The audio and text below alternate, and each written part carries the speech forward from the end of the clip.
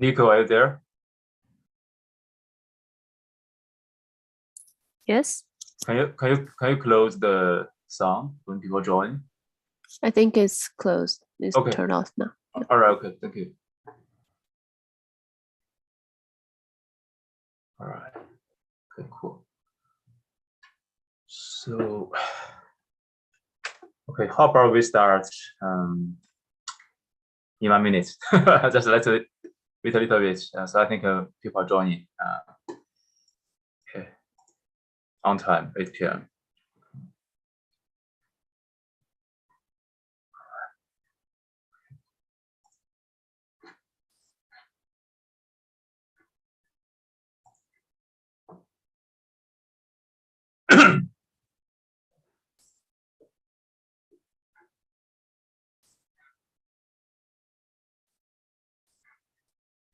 Okay, let's start. I think so. Most people are gonna see this show from the YouTube and Bilibili, but here also we have a lot of students here in the GSD. Also, otherwise, so today it's our great honor for China GSD to host this lecture. Talks from Cambridge, the 4th series.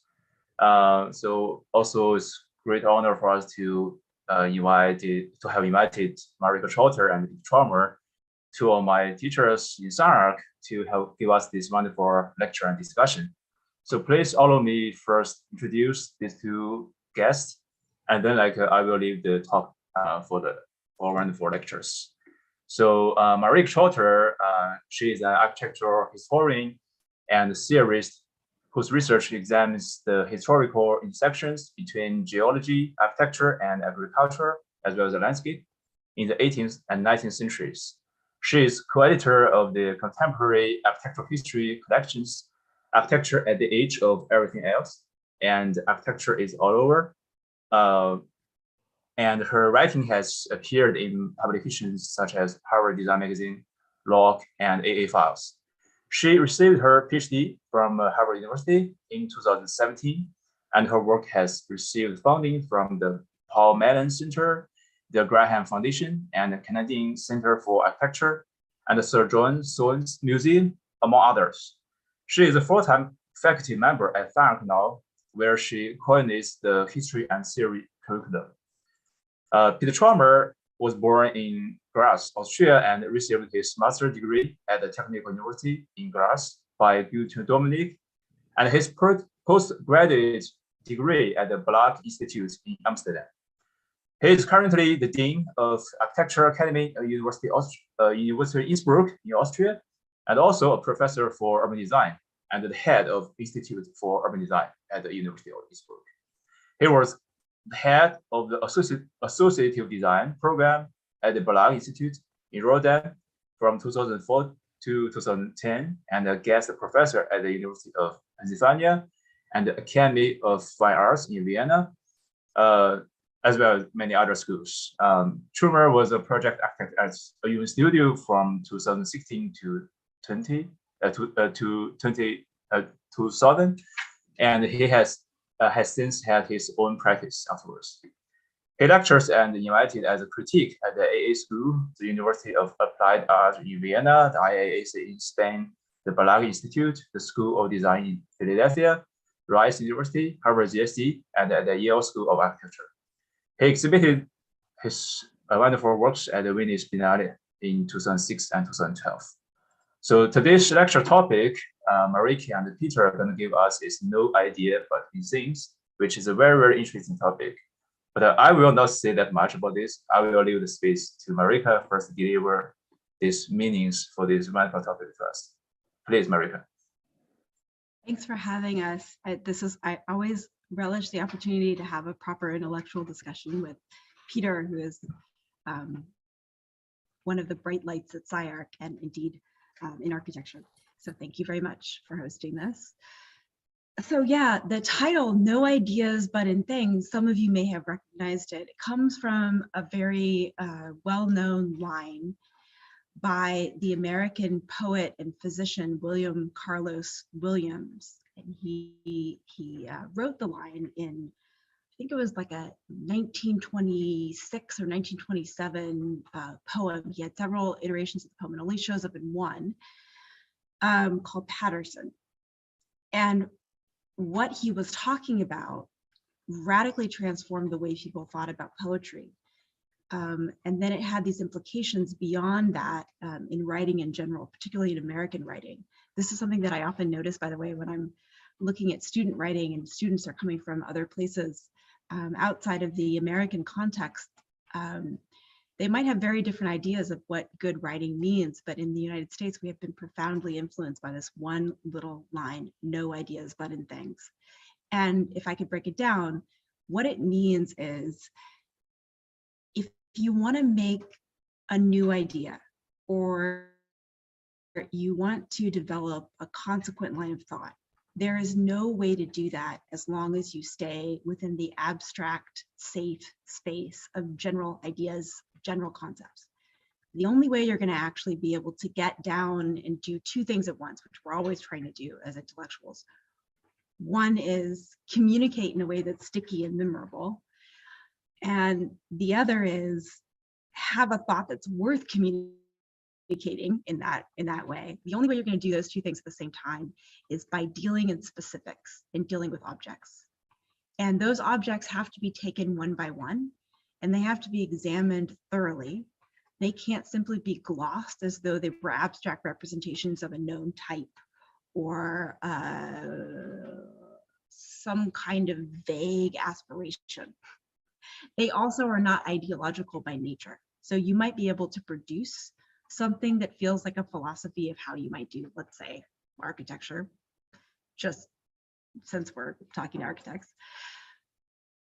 But unless you actually test that through specific objects, specific moves, specific case studies, specific physical things, you're never going to know if the idea is consequent or not. You may actually have come up with something that has no bearing whatsoever on what we are all here to work on together.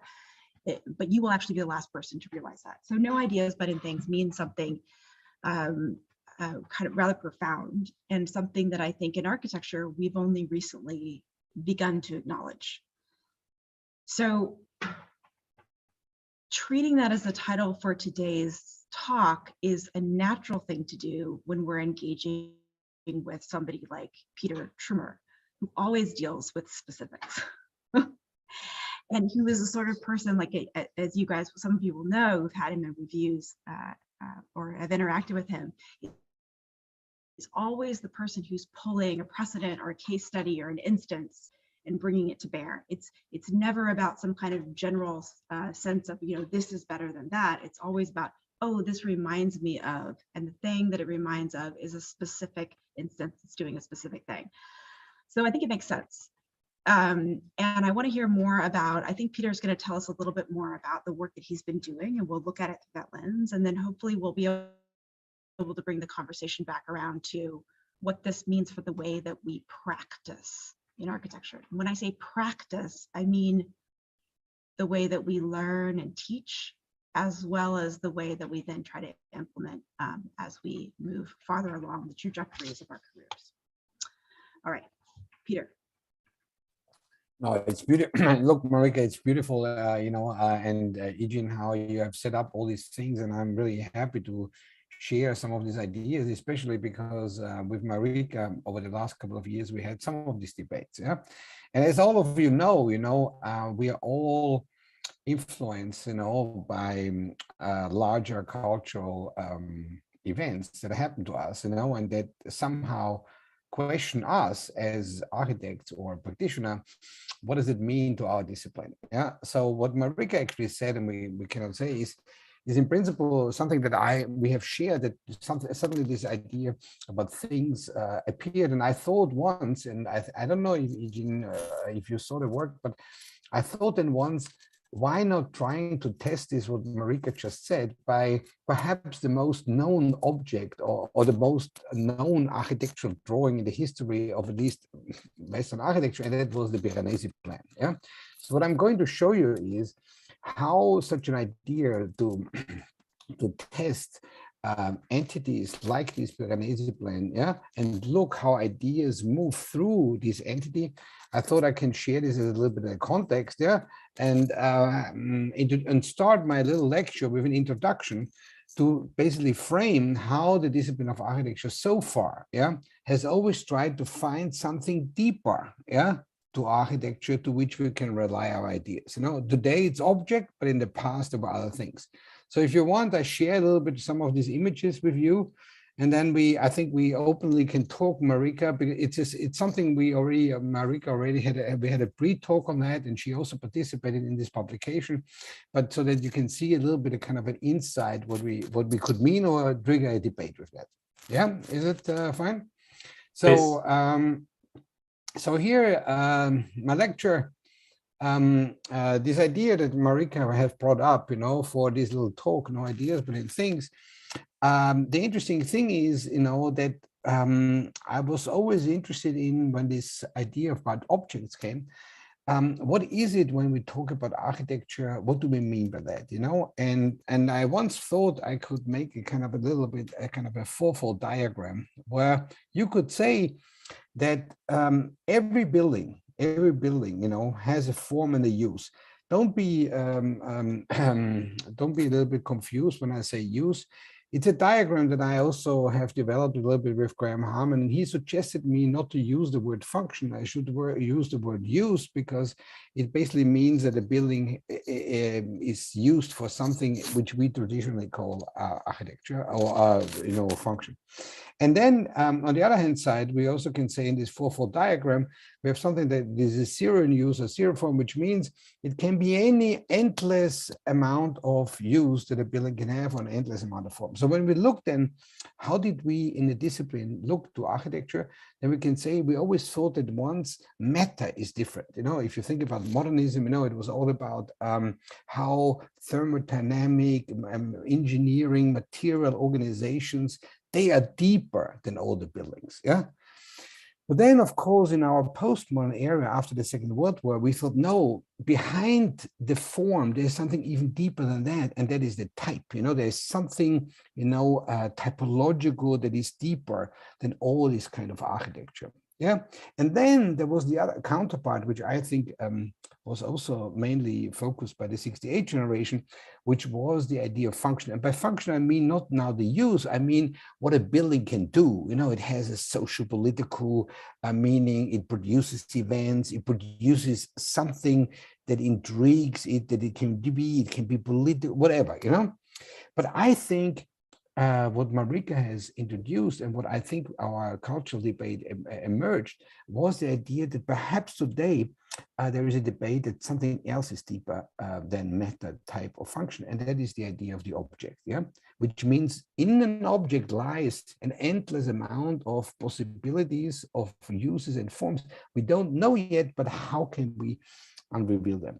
And so this little study that I have done on this subject was then to take basically the most, let's say, most known entity or object of the architectural discipline, this Piranesi plan, because I thought there had been so many people who had ideas onto this plan, but no one actually studied how these ideas entered in the plan. So how the plan actually takes on these ideas in itself.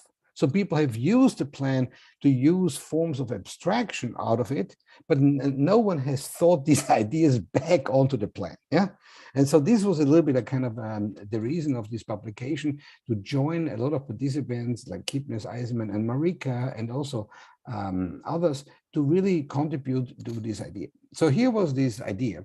The idea was to take this plan and then go through many architects' theses and see how this plan, how these theses would enter into this plan. And here are some of these images, for example, you know, so we, first of all, we have redrawn the plan for us. So for example, here, this would be a reading of the plan of Vitruvius if you move his idea of symmetries, you know, into the plan, yeah? So this was a kind of a first reading, that what would be a Vitruvian idea, you know, how would it emerge within this plan? Well, this one, for example, Le Corbusier's voids and formal diagrams, how would the plan how would the plan take on Le Corbusier's idea, in this case, kind of a Boolean operation of solid and voids. Or, for example, what would Eisenman's grid do to the plan? Yeah, and so, for example, you see it would come up, the plan would sort of unfold a kind of a completely catalog, of grids, of all kind of not only radial and things, but overlapping grids in itself, So this was the Eisenman reading. And then I thought, of course, I mean, I couldn't do it without an old friend of mine, Mr. Aureli, and see what would the Aureli walls, do to the Piranesi plan. And then suddenly you would figure out that actually there's a kind of a whole layer of walls within this plan of Piranesi.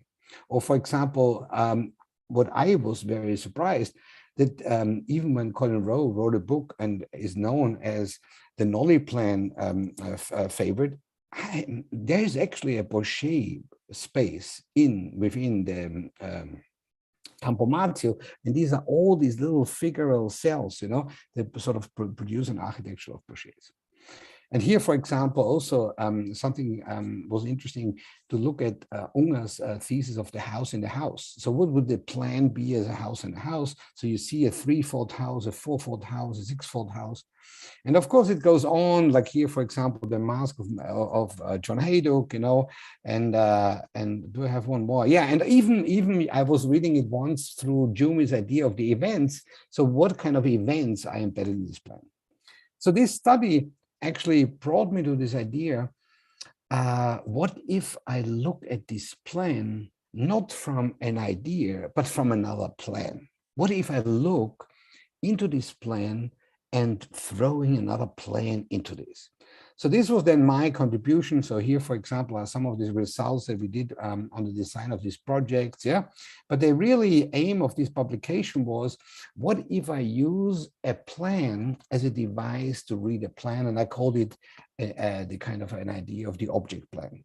So what I did in this study, I took the Campo Marzio as a plan and read it through a plan that all of us know, and that is the Commissioner Plan of 1811 by Manhattan. So the object plan that I have contributed to this presentation was, what if the Campo Marzio plan from 1762 meets the Commissioner Plan of 1811 of Manhattan? So what I mean by that is this: if we know any city, and we know, for example, Manhattan, we know that the subdivision of land gives us a very clear reading what we think a city is, because in principle, there are only two kinds of properties. There's a private property, it can be owned by someone, it can be developed, and there is a collective property, and that is our streets. So there are only actually two kinds of properties, the one that unites all the individual ones. So then I thought, what if I take this plan and move it into the Campo Marzio? And here comes this project. And what this project suddenly unreveals are completely new forms of property boundaries. So for example, here, the Villa Aronta would have a property within a property, or sometimes a property would be so tiny that it only would be on the edge, or a property would be like a street, or a property would be not even accessible without other properties. So suddenly I realized, when you read it through a reading of properties, you might get completely new forms of constellations, that we haven't never thought a kind of city could look like. And the aim of this whole study, or for example, here, properties that are in principle like linear bands that are lined up next to each other. And so the idea of this thing would be, what if I take this property line and now develop a city out of this? Now, this work has not been done, and I hope it follows, but I found it a very intriguing thought to see what kind of forms of shared ownership, collective ownership, or where one belongs to the other, or one is only accessible through the other, or one, because of its form, can only carry on certain functions. So what this whole study meant is that behind of each of these diagrams relies an endless amount of new kind of urban configuration with possible unknown urban functions, which we haven't seen yet. So this was kind of my little contribution. And so if you bring it back to this idea that Marika said, what are, let's say, ideas, no ideas, but doing things, then you would say that this kind of Campomatio plan, if you read it through another plan, unreveals perhaps new forms and new functions, like, for example, this diagram suggests, ones that we don't know yet. I hope that this little contribution gives a kind of an idea of a debate. And I hope that in my upcoming book, because Marika already wrote one recently with Tom Wiscombe, so you know I also have to throw my ideas. I hope that in the upcoming book, you know, some of these things get a little bit deeper explained, but I hope it can give a kind of an introduction to our little debate. Thanks for listening, and it's open for discussion, Marika. Well, I have a couple of questions. First of all, I thought that was a super fascinating run through. And, you know, I've seen this work before. I actually was a small contributor to that volume, but I don't think that I fully realized the extent to which you were, you know, that there's a line in architecture that I want to just remind everybody of. I'm not sure that it appears very often at the GSD, but you should remember it. And it's, Peter just gave a masterclass in it, which is the very, very true statement. The last person I heard to say it was Jesse Reiser of Reiser Moto down at Princeton. He said, you know, people often get very confused these days about sources for architectural work. But the more you practice and the more you're involved in this field, and then he, I believe, went on to also point out that this is the same in any other field that he can think of, which I would also agree with. Work comes from work. Work comes from work. And what Peter just walked you through was, if you say initially you're going to focus on things rather than ideas, and you're going to understand that your ideas are going to come through the things rather than sort of starting with the idea and then hopefully being able to generate the things, which I would encourage all of you to test out for yourselves. You have to ask yourself what things you're going to start with. Like, are you going to start with a coffee cup? Are you going to start with a postcard? Are you going to start with a piece of fabric? Are you going to start? And I see a lot of students wrestling with this.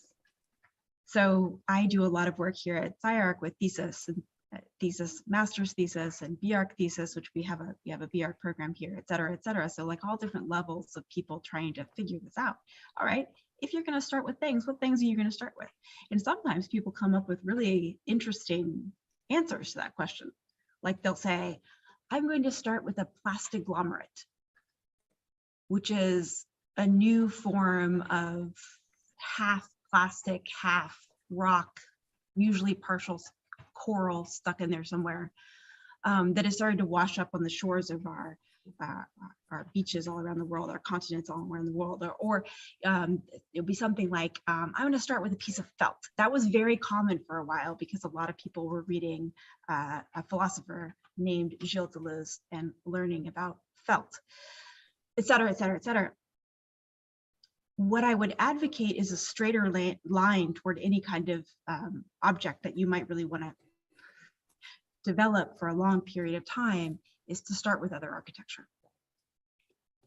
And there's a strange resistance to doing that, which I think is we could talk about this more. I think it's the product of a lot of people being very comfortable with smaller and smaller pieces of esoterica in academia. That's something that's been going on for generations. But if you can force yourself to say, hey, I'm interested in plans. I'm going to start with a plan. And then my way of complicating that or enriching that is going to be adding another plan. Then not only are you getting ideas from your things, but you're getting objects from your objects. And you're starting with a rich set of ingredients, as if you intended to build something from what was already there rather than the kind of, sometimes very naive assumption that it's better to start from scratch, if that makes sense. So that really struck me as I was listening to you, Peter. And I think it's such a good object lesson, pun intended, I suppose, for students that are listening to this conversation, to see how one might begin to read architecture through architecture, and how one might begin to think plan through plan, and how one might begin to build theory from things. So thanks for that. No, look, it's interesting that you say this, and I have to say it evolved out of this study, that I suddenly thought, why have no one, read it through another architectural piece, not through an abstract idea, but through another plan. But perhaps it's also because, I'm related to the city, but I have also, Eugene, to tell you, and this is perhaps also why I do this work, is perhaps the generation that I grew up with was always trying to find something external to architecture, even when their work in themselves was very, very innovative architecturally. There was always a hiding towards the purity of the building itself. There was always a kind of external narrative, added onto that, in order to propagate, sell it. And I always wondered why this is, because because the buildings in themselves had a certain kind of a richness, in relationship to other buildings, that I realized, and I think this is what I think I share with Marika, that my belief is that if I look to all architects that I have met, eventually they reference, there is an inherited, let's say, carry on of a knowledge of other buildings, that eventually trigger these buildings. They are not, they might be external, but they actually instrumentalized by using other ideas of pre-existing buildings. I give you a very beautiful example about Wolf Briggs. In the meantime, a good friend of mine, he would say, that the world is complex and all these things, but if you really look about his idea of the one column project, it is an evolve of Le Corbusier's idea, of the one column project, to unreveal something. So even when the external things, you might be influenced by the laws of philosophy, but it's materialized, in their work through other work. And this is perhaps what I became more and more interested in, into buildings' capacity not to be indeterminate, and they can become anything, but they are over-determined, and perhaps this is a kind of a little idea to find their over-determinacy. What can they be more than what we thought of it? Yeah, I agree with that. It's interesting because I often feel deep pangs of frustration when I listen to people from outside of my field talking about buildings, because they tend to reduce them to, it's kind of what I like the way that you used overdetermined just now, Peter, because it reminds me of something that Graham Harman says that I like, which is just because a thing could be reduced to a set of consequences of other things on one hand, or it reduced to a pile of atoms with specific molecular connections on the other, doesn't mean that that is the thing. The thing is still the thing. And just thinking that somehow you can see through that to something that's more fundamental is usually a mistake. And I have found that to be true for myself.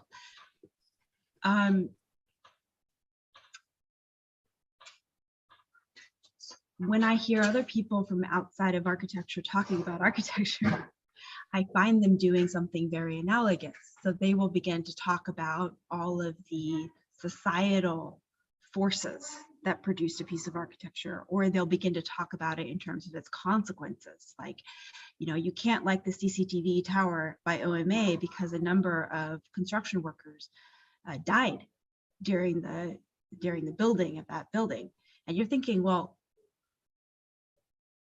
so is the value of a piece of architecture the experience of the ethics of the building site? Because that would be a remarkable importation of another set of ideas into the realm of architecture. It's not saying it's invalid, you know, but it's just pointing out that one is not the same as the other. One is not a complete evaluation of the other. What I've been surprised to see developing recently within our own discourse is the same kind of thing, where oftentimes I feel like people are talking about everything but architecture when they're supposed to be talking about architecture. And the reason that's a problem is because it confuses the next generation. So it confuses you guys. So all of you listening, what I would say to you is, don't be so quick to turn your attention to a set of ideologies that feel like they are right. Whatever you think those are, that are coming from like some other source. Try to focus on the particular things. And what you will find is wonder and curiosity and value, rather than kind of not being able to answer a question like, what is your favorite building and why? You know, Marika, there's also an interesting aspect of this. You know, we always think that we can have a correlation, yeah, between form and content, you know? Mm-hmm. So when we are interested about political issues, we always think that content, you know, can be instrumentalized formally. You know, there's a correlation.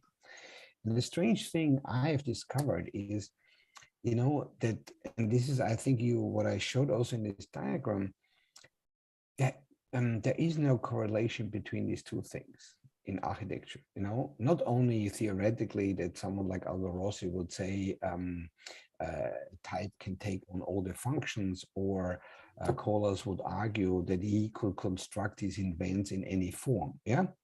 But also, for example, I have in my PhD studied, for example, the linear city. Yeah. And it was very interesting. The linear city was not only a socialist utopia, it was a welfare state utopia. It was even a Georgian utopia, yeah, from a Georgism, which was a kind of a theory to hybridize communism, or let's say socialism with liberalism. So basically, that's what I found so interesting on the word zero. Any form could become various forms of political agency, and any political idea can emerge into an endless amount of forms.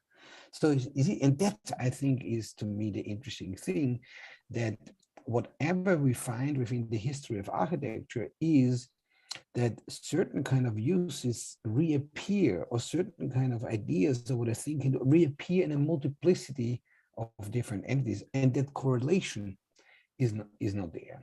And I think that's, to me, was a little bit the intriguing point in this last diagram of the zero form, zero function, or that I think, you know, I took, of course, from Graham Hammond, that we will never know, and we will never have full access what something can become, what something will be. Yeah, we are always astonished, you know, that it can be even something else.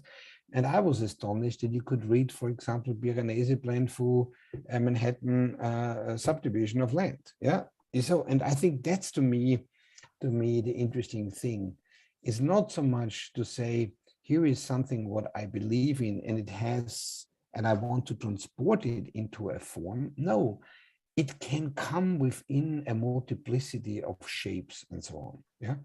And I think what I like about, sorry, I didn't mean to. No, I just wanted to say, I think I felt very liberated by suddenly realizing that this division is at stake. Yeah. You know, that and I found that very interesting for me to work actually on. Yeah, because imagine this correlation would be at stake, we would not know what to do. Well, but I also think it comes back to our title for today's little conversation. It's very it's a form of intellectual rigor to look at things very specifically with expertise and to develop that expertise. You know, think about the first time, for those of you, if there are people in the audience that know cars very well. Now, I don't know cars very well. So I open the hood of my car and I look at it and it's a bunch of stuff and I don't know what any of the stuff does and I don't know what any of it means and I don't know the relationships between one thing and the other. All I know is that something's not going and there's steam coming out of that thing and that might be bad, right?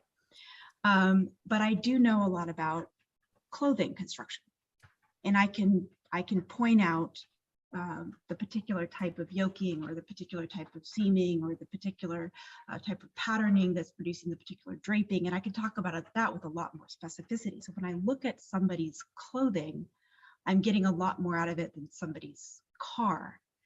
And I imagine for many of you, it'd be the other way around, you know, et cetera, et cetera. So whatever you're into, it's something that you begin to develop an expertise in. You begin to know the names of things, you understand the relationships, you understand how this carburetor is different from that carburetor, or that engine is better or worse than that, you know, so forth and so on. Or, you know, you look at a dress and you say, well, that dress is made out of this material, it's going to do this, and that dress is, you know, whatever it is.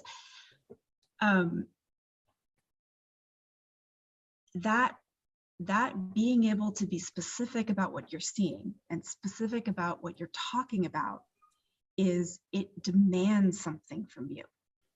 It demands that you be patient and learn and not have kind of ready-made judgments. It demands that you be curious and open and approach the world with a sense of discovery and wonder and not knowing. And it's much easier to come into a situation where you're learning about something like architecture or something like cars or something like, I don't know, NFTs, whatever the hell, food, and come in with a set of likes and dislikes and pre-existing judgments that you just kind of apply without knowledge. And it's always a temptation to do that. But if you can hold that off and you can start getting into the kind of detail that requires looking and looking and looking again, and being able to look at things like Peter just showed from multiple vantages and with multiple filters, then you begin to build up something that approaches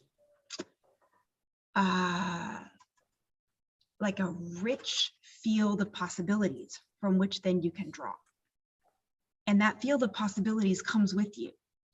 It's portable. You can use it on this or on that, because as Peter just said, these issues and these ideas and these forms of expertise and these specifics and these objects and all, you know, plans and sections and maneuvers, corners, columns, all of those things, they're non-correlated, which means that you can pick them up and transform them depending on the opportunities at hand. So it's like walking down the street like a regular human versus walking down the street like a ninja. You walk down the street like a parkour specialist. You walk down the street like I walk down the street. I'm like, oh, you know, sidewalk and the crosswalk and the, you know, you obey the rules and you just walk. But if you're like an expert parkour practitioner, the street becomes a web of mesmerizing possibilities that present themselves in all their sparkling specificity and detail, changing at every moment. And, you know, that's the kind of thinking and the kind of creativity that we need in the world.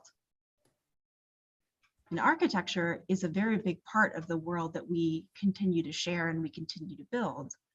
Not maybe in the dull sense of a kind of general built environment, which to me immediately conjures kind of a gray brick randomness, but in the sense that it's architectural ideas at architectural scales that must be implemented if we are going to produce the kind of society-wide and global and scale transformation that we must produce if we want our children and our children's children to come into a world of possibility and bounty rather than one that is ruined. You know, it's interesting, Rico, yeah, what I just crossed in my mind, you know, and I see Eugene, and we spoke a lot also about China.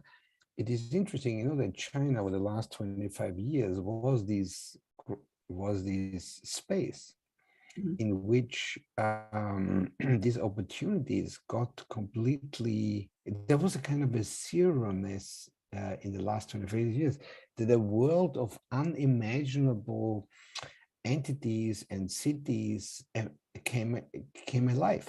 You know what I mean? That Mhm. no one have thought before that they are possible.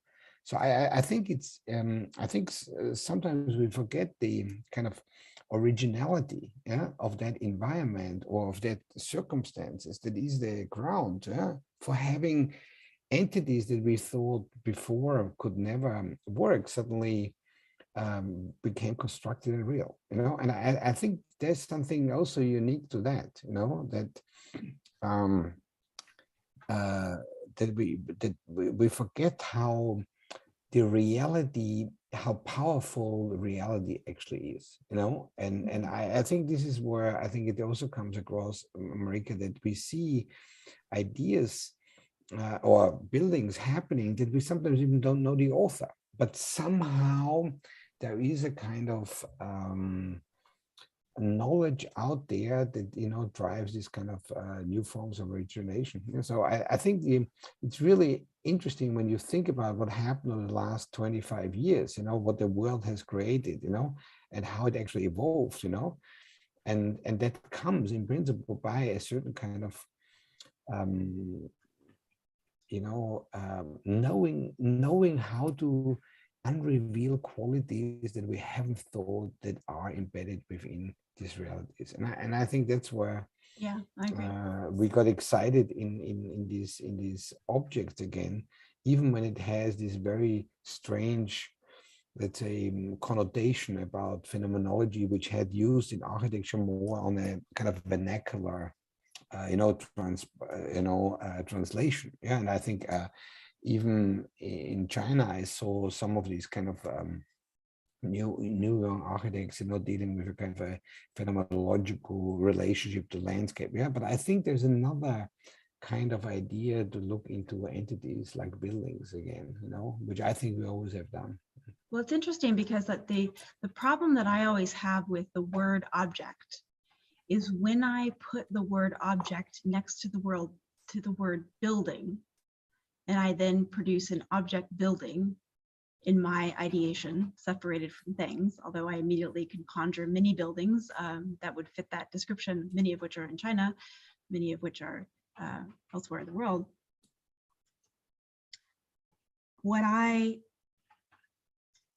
What feels not right about that, or not rich about that, or not promising about that is some very simplistic understanding of a building as an object separated from the city, or a building as an object separated from its larger consequences. So I want to be very careful that neither Peter or I are advocating for the building as an art sculpture placed on a plinth in the city and having no relation to anything else. That is kind of foreign to the way either one of us thinks about what we do and what we imagine architecture should become.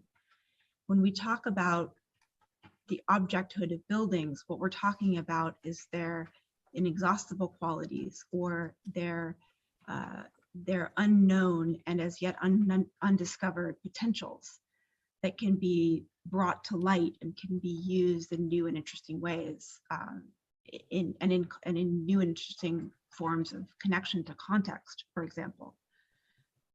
And then the other problem I think with object is that it implies subject to a lot of people.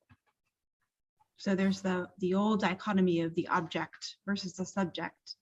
And for those of you at the GSD who have had the pleasure of going through Michael Hazian building text and context at some point, you may have heard him talk about the psychoanalytical discovery that you really can't have objects unless you have subjects, and you can't really have subjects unless you have objects. And that the idea of subjectivity implies already a sense of outsiderishness or otherness with all the other things that you encounter. What I think is really promising about the Chinese approach to the environment, including buildings, but also including more phenomenologically at hand things like mountains and paintings and poetry and, you know, the other four ancient arts, etc., is that woven through that discourse and woven through those different cultural practices is an incredible conviction that there is no outside. That there, you know, there's a line of poetry, which I'm sorry, I'm forgetting the author of at the moment, but there's a line of poetry that's referring to a very great landscape painting of a mountain. And the poet says, "Why can I not see the true shape of whatever the name of the mountain is?" And the answer in the next line is, because I'm in it, because I am in the mountain. And having some sense that we're in this thing, and that the things that we're picking up and wondering about and discovering are things that we are within and among, rather than the old idea of a subject somehow magically standing outside of everything and then producing objects that they lob from a distance into the world, is, I think, a necessary discovery and a necessary factor of how we might use objects differently now than we used them in the past. Well, You know what it I'm goes saying. even- You know what I'm saying, No, Peter, I, because you know, it goes even further, you know, it goes even, yeah, no, it goes even this the thing is that you would then, and this is what I think we all share, is what are you doing as an architect, you know? And what is the role that you're doing? And I think, having said that, you are within this world of democratic entities in which you just do nothing else, as you are where parts of one quality, you know, are just moving through you into the parts of the other quality. You're just part of that same, you know, geological how to say context, you know. And perhaps that's what we have forgotten in the West sometimes, you know, that in other cultures there has been perhaps a much more, how to say,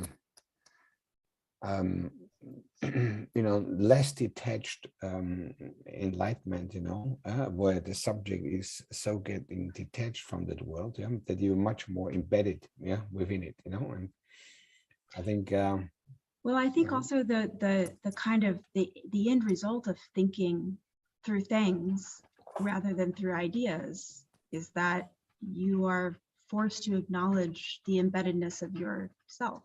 Yeah, that you're forced to acknowledge that you actually do think through things all the time.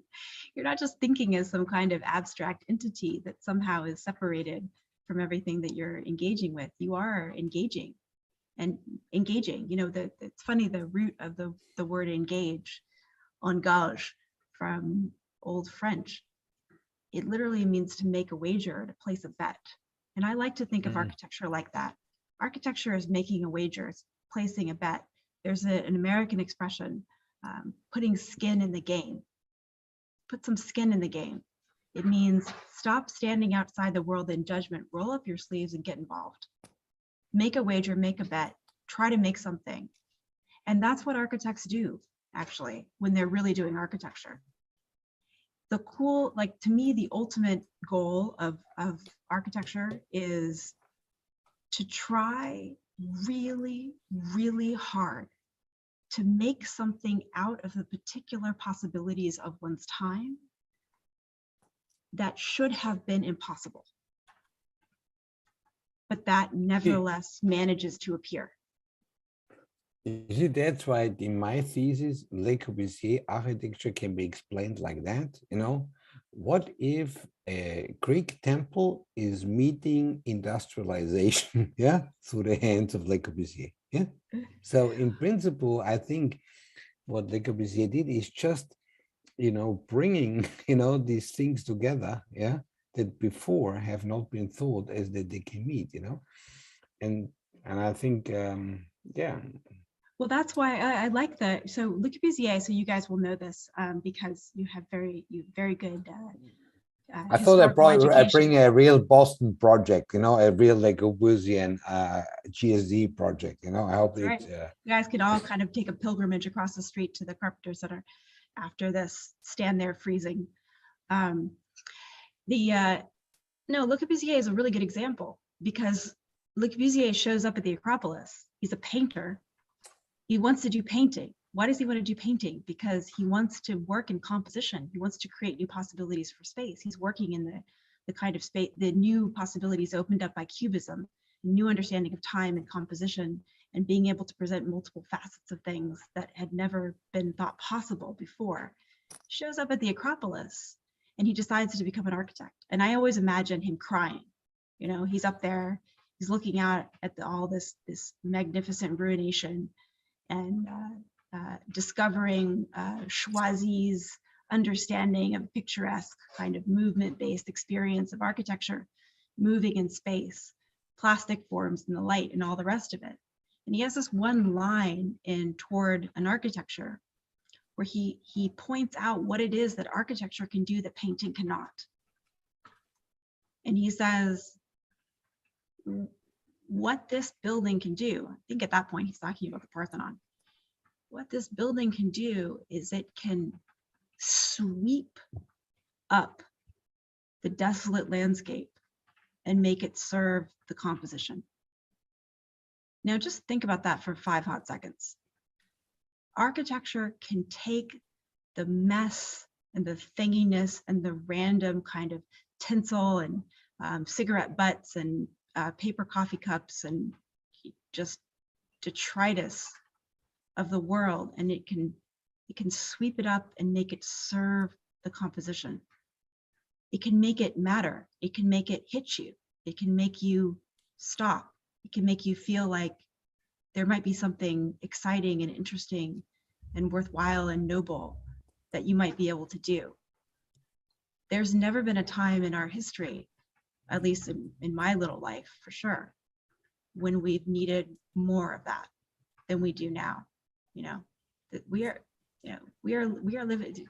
I'm sure you all are all aware of the news today, and I'm sure you're all aware of the implications of that news. And I'm sure that you are all well aware of the climate crisis that is unfolding every day beneath our feet, et cetera, et cetera, et cetera. Never have we needed more devices, and architectural devices are really good at this, that can sweep up the desolate landscape and make them serve the composition like a punch to the chest. Takes your breath away. That's what architecture can do.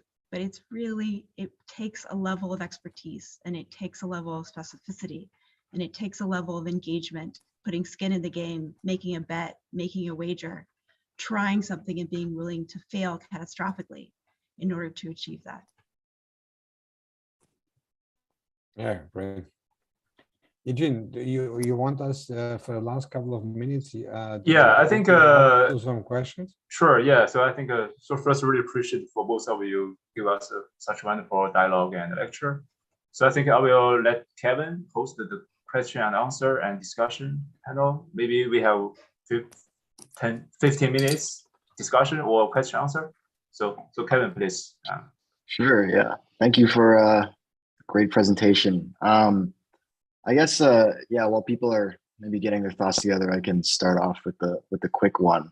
When you were talking about opening the hood of your car and not knowing what any of it means versus when you were talking about clothing construction.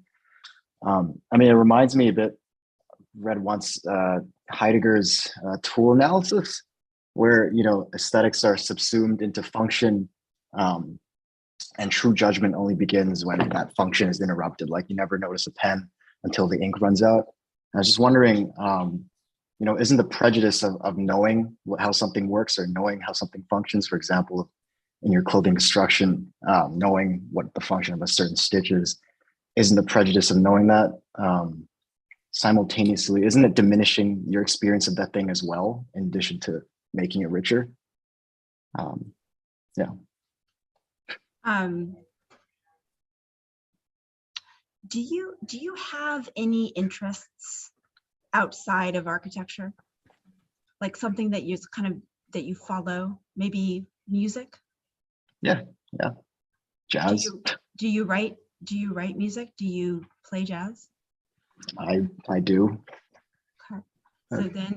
So then if I were to tell you that the way that you make new music, particularly in an improvisatory space like jazz, is to not know about music, would you accept that statement? I could. I mean, there's a whole notion of outsider art as well that you could bring into it, right? Where naivete leads to something that breaks convention, but in a productive way. Naivete is something that may every once in a while align with genius. But as a general strategy for your life, I wouldn't bet on it.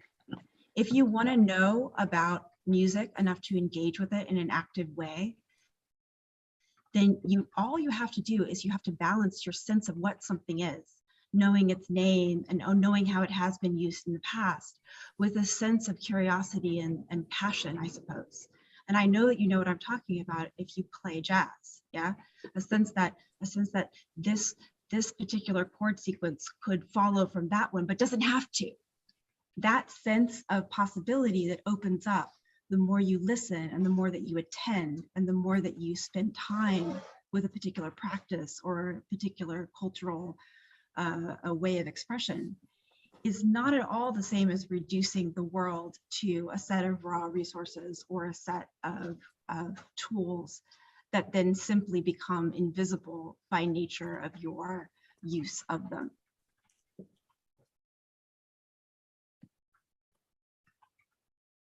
You know, it's interesting. I know, Kevin. You know the the work of Heidegger, and so, you know, is always, I think, in architecture, like everything else, you know, becomes re-originated. You know, there's no, you know, for example, I know that. Hardly anyone know that, for example, Mr. Raymond Abraham, you know, was a very Heideggerian thing. You don't know if he read Heidegger right or wrong. Perhaps it doesn't matter. But the only thing what he unrevealed through this, but you could even say Raymond Abraham's work is when a sentence by Heidegger is meeting a building, which basically means, because of Heidegger talking about the earth and the sky, he suddenly thought, well, when a building has to stand on the ground, I can actually sink it into the ground. So what I'm saying is he found something within the building, yeah, that he would not have thought of if he doesn't meet it or join it or relate it to something that he has read, you know? And so even when he would study it, it needed the disciplinary knowledge to understand what buildings can do in order to originate something that moves into it, you know? And so I always found these aspects right. You know, I'm not a philosopher. I have no idea what what Heidegger is writing. I think Graham Harman is the only one who gave me at least a slight understanding that Heidegger meant that objects are unconsciously always there. They only when they break or only when something is wrong, suddenly we know that they are there, but they actually always unconsciously, yeah. But you know, the question is, what do we do? What do we do when we do architecture? You know, and so I think that's where Marika comes. If you want to really, let's say, innovate something or find something, I think it always goes that you know buildings, but you move something into that, you know, yeah, that allows it, you know, to basically originate another form, another use, another thing. But you needed to have a kind of knowledge, because otherwise you don't know how to join them, how to fuse them. Yeah. No, I mean, someone said, you tune, basically you could also say Abraham, Heidegger tuned buildings through Abraham. You know what I mean? Like a chess player, like he tuned it, by trying to push something in that something comes out. Yeah. So this is how I see it. I don't see that you are a subject. No, you just move. If you are, then you move other things into them to somehow trigger something to come out that is embedded already as a quality within the object. That's what I mean by overdetermined, which I found interesting as the kind of Deleuzian idea of indeterminate, that meaning, that it's overdetermined. There is already qualities within entities, buildings, whatever they are. We don't know yet what they all can become, and I think this is what I guess, Marika, we share in recent history of architectural disciplinary reading, that we don't need to go always outside. No, the qualities lie within the whole culture of buildings itself. Well, I mean, don't get me wrong. I do think that it is very possible to misunderstand what we have just been talking about tonight as some kind of excuse for anti-intellectualism, as though somehow you need to do. Yeah, I can like that. Yeah. But that's not. I think actually that architects need to be engaged in the world and the culture, and they should know about other things that are going on. They should read philosophy. They should think their thoughts, and they should follow the news, and they should engage in other forms of connoisseurship, etc. It's more like, just if you want to make a difference in the world, you got to bring some skills to the game. Whatever game you decide to play, you got to skill up. There are a lot of ways to do that. For example, going back to music, I studied music for a long time myself, and I actually was originally self-taught. I played the piano for years by ear. That's one way. That's one way to do it. At some point, though, I had to decide whether or not I was serious about it. And at that point, I actually had to study. And I actually had to undo a lot of the habits that I had learned in my own space of kind of just testing something out. Other people might come to music, and they might take piano lessons like 3 times a week. Maybe they have really hardcore parents, and the parents are like, you must learn piano. And so, there's like, every week they take their piano lessons, and at the end of the day, they drop it as soon as they can, and they go on and do what they really want to do, which is maybe like, I don't know, dental hygienistry or something. There are lots of ways to a passion and a knowledge of something, but it's gotta be something. Otherwise, you won't be able to engage with all the luminous, wondrous, surprising, awesome, intellectually discoveries and opportunities of your own time, because you won't have anything with which to engage them.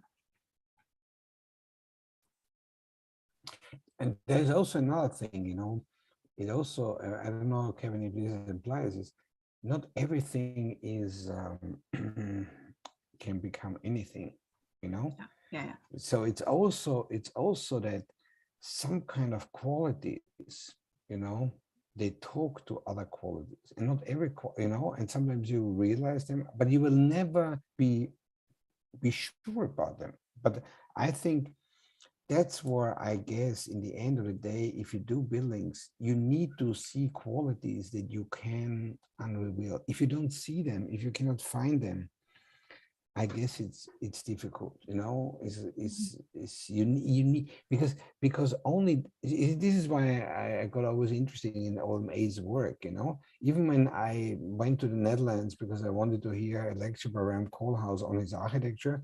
I heard 10 lectures, and none of them were about architecture. They were all about the yes culture, the yen, the Europe, and a kind of neoliberal thing. But in the end of the day, if you look in his building, for example, the Agadir project, it's a hybrid, of the merging of the of the School of the Workers by Leonidov, yeah, meeting Le Corbusier's Unité, you know, and meeting the Casablanca housing project, you know, and meets Van Roy Plinth. So what I'm saying is, eventually there is architectural qualities. Now, Winnie Maas actually was the one who introduced me, because the project looks like, because he was a landscape. It was a landscape architect, you know, and he actually introduced landscaping into this building.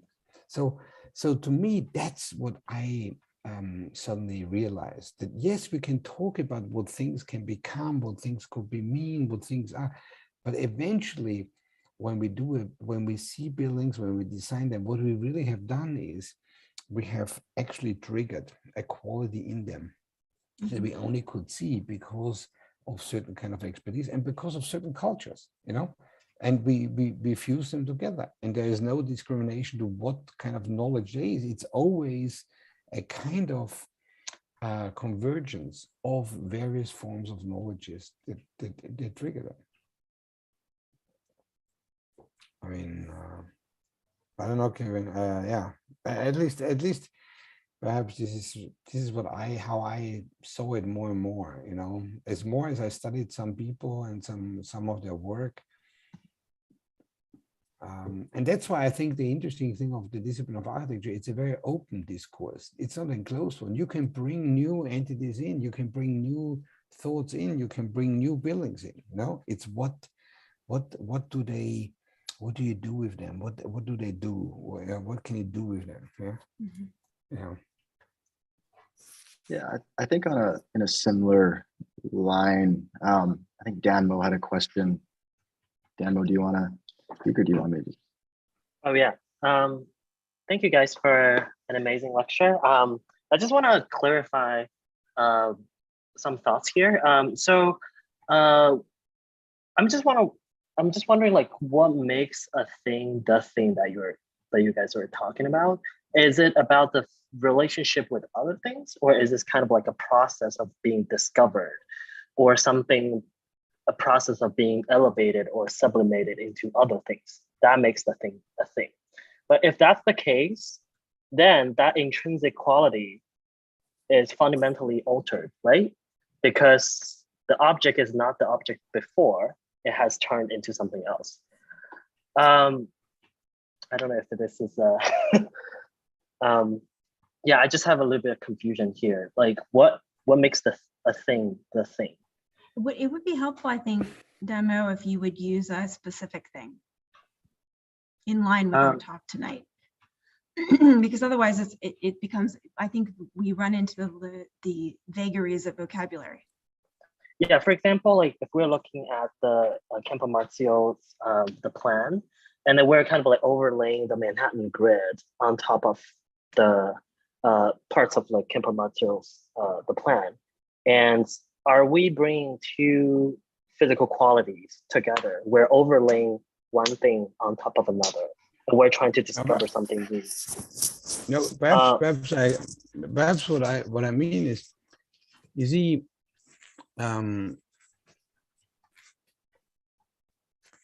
I think if you do architecture, you don't only collage entities or things together, you know, column is meeting a beam or a facade is meeting. What I think when you do architecture is you fuse qualities, you fuse aesthetic properties. Yeah. So what that plan was about, yeah, was to say, what if I take a quality like the subdivision and move it into another plan and read it for this, you know? What comes out is, and this is why I'm not saying, I don't know what a thing is. The only thing what I'm saying is there's an endless amount of reality that is embedded within it that we will never, I mean, this is, if you read the thesis of, yeah, that we'll never have completely access to that. The only thing what we always do as architects is to unreveal a quality we haven't thought is embedded within this quality before. Every good architecture that I have met in my whole life was in principle to originate a quality that we haven't thought a building can look like, you know, or a building can be, or a building can become. The reason why you study architecture is not because I repeat that what I have done. No, is because you actually always try to fuse it with qualities from other entities to unreveal a quality that we haven't thought before. Yeah, this is how I see it. Now, if this thing is called thing, object, whatever, I don't know. I only know it is a quality that is in the world that was not there before. So there is not an end thing. There is I mean, I have no better name. I've taken it from Graham and Harman. There's a zeroness that we will never have access to that thing itself. We only know that that it can come into a multiplicity of entity. My question is only, what do we as architects contribute to this? And my answer is perhaps like arts as well. We try to move qualities in to see if there is something in the world coming that we haven't thought of yet, and otherwise we throw it away and it's not interesting for us, or we know it already and we know what we do with it and it's not relevant, Yeah. So you guys know, I don't know if any of you grew up with Dr. Seuss, the children's author, but there's The Cat in the Hat, one of the most famous books. Dr. Seuss has in it two characters that are coming to mind, Thing 1 and Thing 2. And Thing 1 and Thing 2 show up with the cat in the hat and they wreak destruction amongst the ordinary domestic things of this house where these kids are on their own. Their mother is not home. And eventually they get caught and they get put back and they cease to wreak havoc. But I always like that Thing 1 and Thing 2 because there's a sense that anything so activated by the kind of careful thought and interest that Peter is describing, for example, with the kinds of plans and the different methods of reading the plans that he was discussing, can be an agent for wreaking havoc. And not all havoc is bad, Sometimes it's like exactly what we need. We absolutely need to rearrange the domestic drudgery of our worlds in some unexpected way. So it's that kind of, let's put it in that kind of active mode rather than the old idea-based notion of dusting and the labor that goes into thinking about what a thing observed is versus what a thing non-observed is versus what a thing next to a thing is. Because I think then we get into, it's like all of a sudden we have to pretend like we're philosophers. And I think Peter is way more philosophically inclined than I am, but I can tell you right now, philosopher I ain't. And I won't be able to contribute anything new over there. Is it right, Danmo or Kevin? You see, you should not forget the only driving force that I have built my whole life is that I was asking myself, what do I do as an architect? What is it? What is my act of doing? What do I do it? There was one idea that I thought, oh, I just take other buildings and reproduce them. I mean, I basically copy them. And then I thought, no, I take some shapes or forms. No, I do some, I don't know, tectonic detailing. I thought I just do something that already was there before. I just repeat it, But then I was wondering, why are there some buildings that I find intriguingly interesting than others? What is that? Why did I so fall in love with this Agadir project when I was a student? And I realized that when I see a debate about architecture, we don't say, oh, look, this looks really like the Greek temple or a Chinese temple. Yeah, 1-to-1, exactly right. I even think that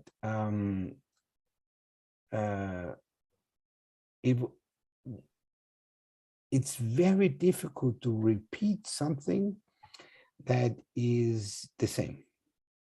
It's nearly impossible. Yeah, because something has changed. You know, for example, I found this very beautiful Chinese diagram of the 13th century about how to make a house, you know, and it's basically the first parametric diagram that I found. That if you take the diameter of a bamboo, yeah, the whole house is basically a multiplicity of construction of a bamboo. So what are you doing if there's no bamboo? Yeah. So yeah. So are you now not making a temple anymore? No. You fuse now suddenly a plastic bamboo. You know what I mean? But yeah. But what does it do is it changes your diagram. So it's really intriguing that I think we we will have no other chance. You know, it's basically what we essentially have to do. I mean, no one told us that we have to do an iPhone. Yeah, in principle, it's nothing else. It's a old camera is moving into a telephone, you know, with some computer chips. You know, yeah. So there is. I go even further, Kevin. Is since I'm a little bit a Simondon thing, I even say it's the inner necessity of the things that they want, you know, to fuse with others. You know, I even could go so far. There is a, Simondon calls it technicity. There is a technicity. There is a own life within matter. You know, I mean, he calls it, well, actually not matter, but in technical things. And it's not an external. So, for example, there's a very nice line that he says, it's not the economical new forms of production that makes industrialization. No, it is within the how to say the assembly line that it becomes industrial. It's within the entities, and I found that intriguing. You know, what if we look at the world? You know, that there is that inner necessity, yeah. And I think that would actually be the right way to look at architecture. Also, I'm so glad you brought in Simondon. I mean, look, I've spent a whole book on this now, but I think there is something really intriguing that perhaps it's not that we construct the building. No, the building forces us, you know, or the city forces us to read its entities, you know. You know, I remember when OMA Koha showed the Shenzhen city, you know, it was really intriguing because it was a radical new city, but actually it was not. It forced, you know, to become a material entity, yeah, that is the convergence, yeah, of in principle a multiplicity of histories that have never met before, yeah.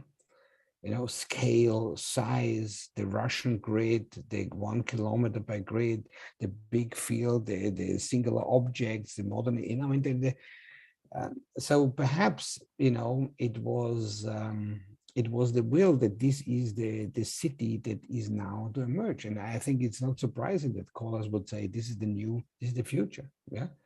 And we have seen 25 years later, you know, that today it's a completely new world. We haven't thought of that it could exist like that.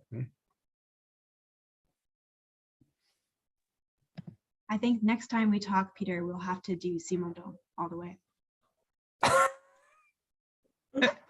I got a little bit too excited, but people call me, Sanford Gwinter calls me an animist, you know, that I believe in. I'm a kind of yeah, perhaps I am, you know, I'm an animist. So perhaps, well, I'm not saying that I belong to this religion, but I think that I wouldn't say I believe in the ghosts of entities, or yeah, but I think if anything of Simondon is right, that we all are coming from the same material organization, well, there's something to it. And I think one of the most beautiful sentences that I think that Simondon has done is that there was a physical world first, and on this physical world there came the biological world, and on this biological world there came then the psychological world, and on the psychological world there came the aggregate, and that's our cities, you know. And yeah, there are some very interesting thoughts. No, sorry, did I shifted away? No, I thought that was wonderful, and I do think it has everything to do with why that expression from William Carlos Williams is right, actually. Yeah, because you're starting with the underlayment rather than trying to invent from some godlike absence. My question for you guys, great lecture by the way, America and Peter, thank you so much. So you mentioned not overlaying, but adding the Eisenmanian grid and the logic of Vitruvius to Piranesi's Campomarzio. And I was wondering, what is the logic that guides that addition? Because if we are considering architecture to exist in this particular space of adding two things, starting with already a formed interest and building up on that, then there is some logic that guides that decision. And then isn't it a argument of, it isn't exactly regression, but for a lack of a better word, I'll use the word regression about two things coming together, and there's a logic guiding those two things coming together. Then doesn't the conversation go to the logic of that thing again?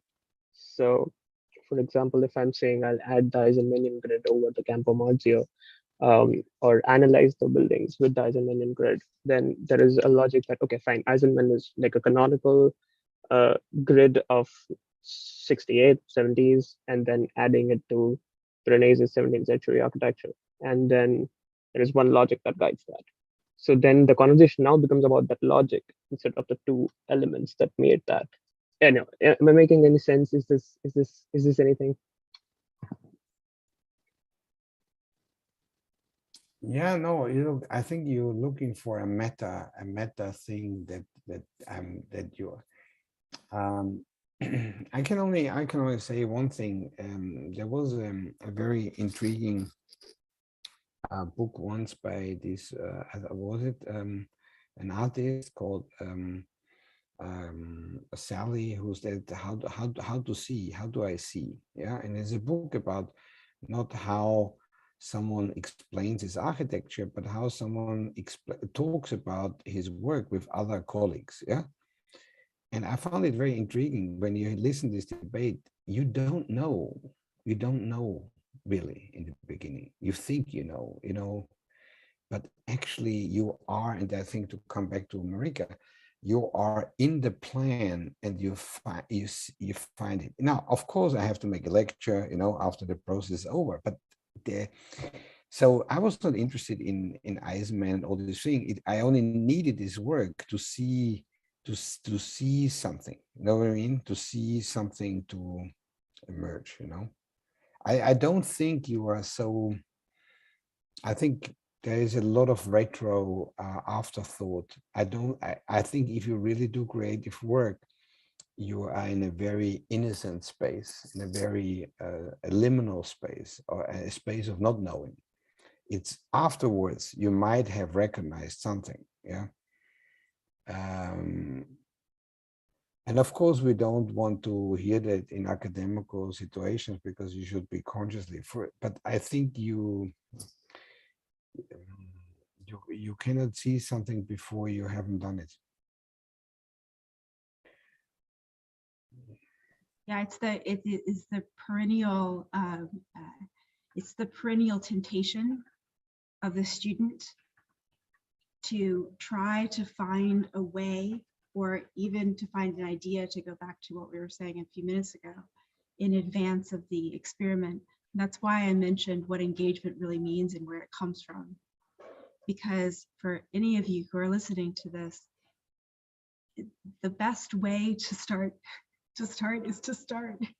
You have to start testing things out and making things. And that usually is way more potent and also faster than trying to figure out exactly how you're going to do something, or even what you're going to do, or the ideas that you hope to impose on matter. If you do the ideas imposing on matter thing, at best case scenario, you've made a dead thing, because you've already determined the thing that you want to make, and therefore your ideas that already existed and were already imbricated in the world before that thing came into existence are guiding your decisions. The other way around, you're more open to all of those nuances and kind of tendencies towards organization that Peter was talking about in Simondon's thought, which I fully concur with. The revolutionary notion that somebody like Michael Pollan has talked about when it comes to plants, by the way, that there's a degree to which your tomato plant is enslaving you rather than it providing you fruit for your consumption as if you enslaved it. Getting into the flow, some people call it like getting into the flow. Sanford Quinter is a mentor for both of us and a friend of ours, once described it in a little piece. They called it flying the bullet. But getting out of your idea space and out into the stuff of the world, it's like an amazing opportunity to recognize that there's something, the stardust out there is not fundamentally different from the stardust in here. It's all stardust. And to get back to maybe that position that we were discussing earlier, you let go of trying to understand the entire shape of the mountain because you realize you're in it. And there, I think we have to call it, guys. I have to get off. That's it, Eugene. Yeah, that was amazing. Thank you both. Super interesting discussion. I guess we'll yeah, Eugene, you wanna anything else? Yeah, I think yeah, again, it's really like has been enjoyed this for like 1.5 hours, which is really fresh. And also, as I was talking to Marika, I missed the voice from Sarah a lot. Many years, but again, I really appreciate for today for Marika and Peter to come in here, give us a wonderful lecture and discussion. So as China GSD hosted this event, we hope in the future we can have more, different topics like you guys bring Simondon, maybe soon, probably, hopefully. But we will find some chance in the future for sure to bring you guys back again, and also really looking forward to meet you guys physically in Cambridge someday. Yeah, would love to. Sure. Any opportunity that I get to talk to my friend Peter, I will take. Thank you guys very much for inviting Sure, us. no problem. Wonderful. Thank you, Thank Marika. you, Thank you, Peter. Kevin. Thank you, Meta. Thank you.